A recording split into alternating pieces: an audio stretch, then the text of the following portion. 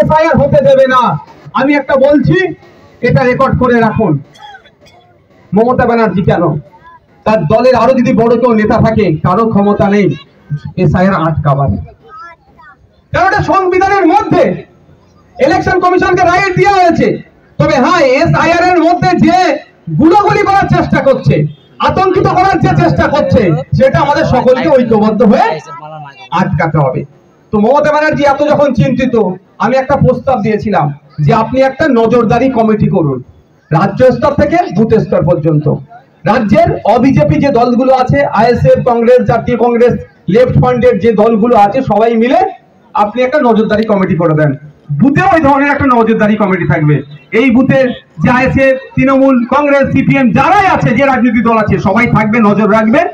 BLO অর্থাৎ booth level officer কার নাম কাটছে আর কার নাম ঢোকাচ্ছে সেটা নজর রাখবে।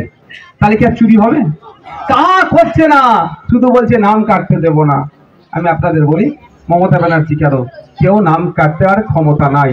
যদি অবৈধ পন্থা অবলম্বন করে কেউ নাম কাটে, তাকে কিন্তু জবাবদিহি করতে হবে। আমরা আমাদের এলাকার বিএলও কে, সেটাও খোঁজ রাখবো। খোঁজ রাখতে হবে তো, নাকি রাখবেন না খোঁজ? কে বিএলও আমাদেরকে জানতে হবে, দেখতে হবে বিএলওটা কে। ভুল করে আমার পাড়ার সনাতন কাকার নাম উড়িয়ে দিল, মেনে নেবো নাকি আমরা?